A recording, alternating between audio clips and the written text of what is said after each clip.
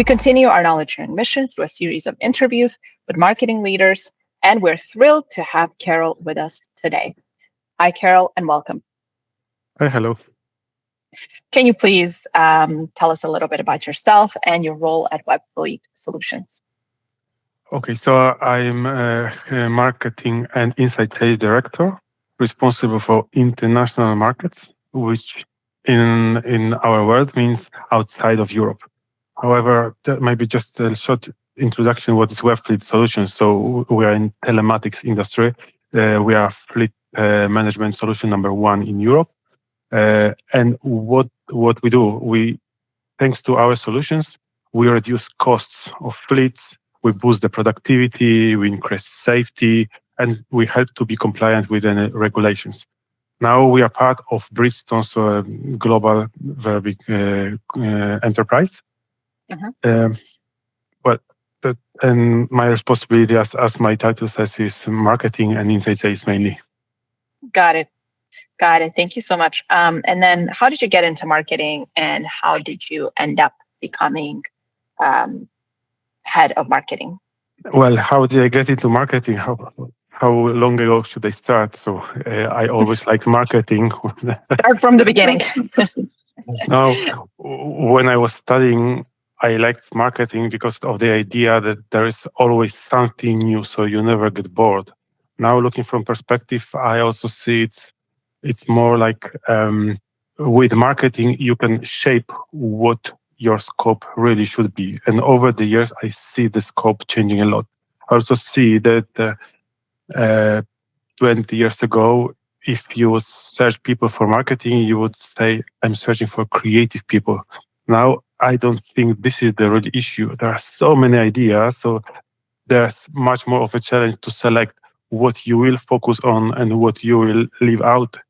And it's much more important to make things happen and the right things happen rather than to be creative. Of course, being creative is always needed, but not as much as I imagined a long time ago. Right. So now you would say you're more data-oriented, right? Solutions and data-oriented. Of course, the data. When I started, data was there, but it was not that much accessible. There was not so much of the data. You would always try to take decisions based on what you know. However, what we know now is much more. It's more like finding the way through the jungle of all this data and find out which one is meaningful and what really this data means. Right. Well, you actually answer the up-and-coming questions that I had, which is regarding what are the opportunities that marketers have today and then maybe didn't have in the past. So I would say that data is definitely one of them. So before, in the past, it wasn't so, let's say, well organized or put together, or it didn't exist on all these softwares that we are using today. So would you agree to that and maybe expand on it? I do agree. So now there are so many tools, and what I see, of course, life in marketing without tools, without data, it's not real marketing. I would say no. Right. However, I still believe, and I see also results of mixing the digital presence with the traditional one. So there is still human-to-human relations. You can do a lot through digital, but not everything. And I think that the both worlds, the virtual and then the real one, coexist. And to be really effective, you need to be present in both. Absolutely. And like they say, behind the business, there are humans, right? So human interaction and human touch is still very prevalent in the sense of, let's say, more traditional marketing approach.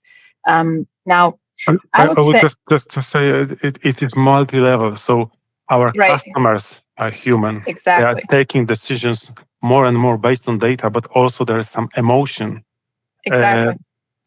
But our teams are human, and that's even more as well important, at least. Exactly. Right? So let's not forget that the people, the teams working together, exactly. it's like the cloud, which is will always beat any computer. In the same Exactly. way, a team will always beat a one single person. Talking about teams, if you had to choose one or two that define your team's focus, what would they be, and why are they important to your company's growth and success? Well, I'm one. It's difficult to choose again. What I try to incentivize is to be better version of ourselves, not maybe every day, but quarter over quarter. So I'm not even so much looking at the full year or multiple years targets. I'm focusing on what can we improve within the next quarter. How can we get better a little bit with Mhm. little things we can twist. And by this way, over the year, we are overachieving targets and we are on the good growth path. So the small and little corrections and focusing on being better version of ourselves. That's one thing. But I would also point out another one: thinking end to end, because especially in the bigger companies, you don't realize so much how your work is affecting the real results, and it's easy to get lost and to lose the connections with the teams which are working after you or before you, and then eventually the whole effort is losing the power. So thinking end to end, like in the real marketing world, it means like no matter how many leads we will produce, if Mhm. uh, these are not the leads which we need, no matter how many good leads we get, if they don't get the perfect follow up, no matter how good the follow up is, if we don't have the right people training, if we don't have the right product in place, fitting the needs of the customers, which comes back to understanding the customers and prospects, what the market really needs, so we can get the right leads and so on. And in this way, the feedback on every stage is absolutely crucial. And that's how I went into inside sales. I don't know if this is part of another question, but I'll leave it Right. up here. Right. No, thank you. Thank you so much for that. And I will maybe develop on that and ask you, what would you say is the biggest challenge that marketeers face today? Um, I a little bit mentioned it before. So Yes. starting selecting the right focus. So Mm. it's not so much about coming up with new ideas, but finding the right balance and taking the right decisions. So I believe we need to keep searching and keep uh, finding out new ways, keep discovering. And there's one part which always has to be somewhere, sometimes bigger, sometimes smaller. But no matter how busy we are, we need to think about what next, what new ideas we are going to develop. Within the activities which we are doing, we always get to choose. Even if we get some list of things which we need to develop, but you can always get to choose where you will put more attention or less attention. And to make these choices, I think this is the most crucial thing, the biggest challenge of marketers. And to be able to do it, again, you need to understand your impact on the business. So you cannot just be closed in your silo, but you need to think and understand what your activity is really, how the activity is impacting the other teams, how the other teams are cooperating with you, and how together you can achieve the ultimate goal. Absolutely. And can you share a recent marketing campaign where you experimented with a new strategy, channel, or technology? Or actually, beforehand, since you said one of the challenges is to pick the right focus, like what to focus on first. How do you strategize first on what to focus on? And then you can answer the second question. Well, with my broad responsibility, there are different markets. Australia is much different than South Africa, or than LATAM, or than US Exactly. and Europe, and also within Europe, every country has their own flavor. So, Exactly. uh, um, I believe the power lies in having the right people to trust to. So giving more power to the regions, people who are really seeing the customers and prospects. Because it's also very easy to get behind the desk and forget who the real customer is. So listening to the people, but also giving some frameworks. So, like for example, with the budget and with the money and time, I try to always have a bit of discovery, a bit of performance, a bit of other things which the teams in the regions believe are important. However, not necessarily always bringing the results, or not quickly, or not easily associable with the activities. Got it. And now, actually, back to the question that I initially asked, which is if you can share a recent marketing campaign where you experimented with a new strategy, channel, or technology. Well, as I mentioned before, so it's not the one big thing which is a game changer which we discover, but it's more about making small twists over and over and working together with our teams. So I could say about social paid, how we achieved to provide a good ROI traction, or how we are, what kind of ways of ABM attempts we are trying, what works, what doesn't. But I would prefer to share an activity which is already 4 maybe years old, but it was something really special. So after COVID, the webinars, adoption of webinars boosted. Now it's not that high, but still people after COVID are much easier joining webinars. And so we tried to build on it with the regions. And the regions were doing their best, their ideas. We're also sharing between the regions the good ideas which worked and so on. But then all together we created a new idea. Why don't we make something really big, something global? So instead of every region focusing on them, we would like to build something covering from Australia through Africa, Europe, and the Americas. Is it possible? Well, we did it. So very nice. That's something which a manager can be most proud of, is when the teams are taking the leadership and they are adding ideas. So starting from one idea, just to do a set of webinars in one day and call it a global conference with multiple countries, speakers, and languages. We started to build on it, and the team were adding, and eventually what we got was a really good global conference with really good coverage, with thousands of participants, with conversions, and with so on. So this is the side of business. But there's also, again, another side of team.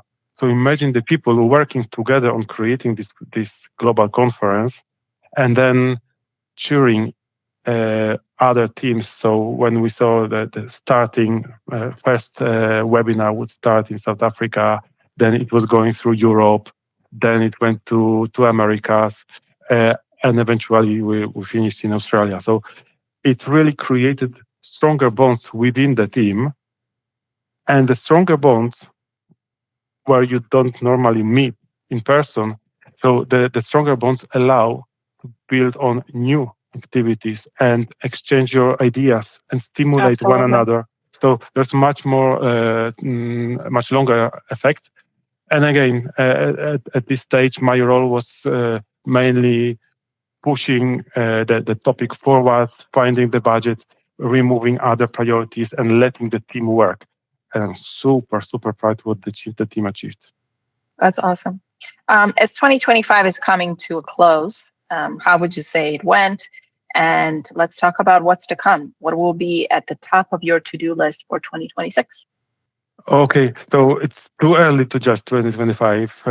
There's still a few weeks, and even though we say it's Christmas time, what I see, like I hear it a lot, but then December happens sometimes to be even the best month of the year. So Oh, it's too early to judge. Uh, but in general, I see the growth of importance of account-based marketing, targeting enterprise customers, because it does bring effect. However, you need to be very patient because build any big transaction takes a lot of time of preparation, then of implementation, and making the customer happy at the last stage, right? But to make the customer happy, they need to learn how to use the tool. They need to have the right training, but also a lot of support. And well, how you get there? So you work with sales to get the short list of the customers. You invite them to events where you can pay enough attention to the invitees. Then you facilitate conversations with your existing large customers. You learn why the prospects can learn why they chose you over the competitors, how we are helping them, and then even involve them into shaping the vision of your products and services which you are going to deliver. So mm, I think that's a very important part, obviously, of the business, the large customers, but they have also their specifics, and you need to approach them in a different way than just standard customers. And moving to 2026, well, it's very easy. My challenge is how to beat the previous one, year over year, quarter over quarter. So again, everyone needs to have their own list of twists which they believe they can work on. And even if this is small twist, but when you look at the full team, you increase conversion by 1% here. You need another stage, another 1%. You deliver a little bit better leads, or a little bit bigger, or you improve a little bit the quoting process, or something. And all of these things add up, and eventually the result is big. So this, rather than one big activity, it's also about how you give KPIs to your teams. So they cannot be too narrow, but the KPIs need to allow the teams to step outside of their basic or daily basics and search for new alternatives, not only outside, but also within the organization. And of course, absolutely. there's a mix of new strategies, tests, ideas. Experiments. Yep. When they work, share with other teams. When they don't, also share so that they can learn or twist before them trying the same. Absolutely. And thank you so much for sharing all of that. That was definitely insightful.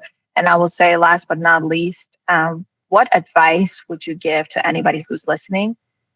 Not only in terms of becoming a director, a head, a CMO in marketing, really growing in that field, but in general, somebody who would like to grow in professional terms. What was something that was keeping you going and moving forward and progressing? I think you need to understand the ultimate outcome, which is expected from your work. So don't look just on your table, look at your colleagues, and Mhm. not only on the left and right. You look where it starts, you look where it ends, and then you really understand how you contribute. Then, with this, you can have initiatives. And it's super important not just to have the initiatives, but to make them really happen. So, for this understanding, it's important to speak with your manager or managers of managers, just to really understanding the full flow of the business. That's one idea. And another idea for somebody starting, I think it's very important to have a good mentor, somebody from outside who will get to know you, who will get to know your ambitions, your difficulties, will help you solve them. And there are programs for that. So I really recommend this. So you had a mentor also, somebody who supported you in your professional journey. Well, that was too late discovery. So if you say for somebody starting, that's my advice. Search for a mentor from day one. Uh-huh. Don't hurry up because you need to select your mentor in a wise way.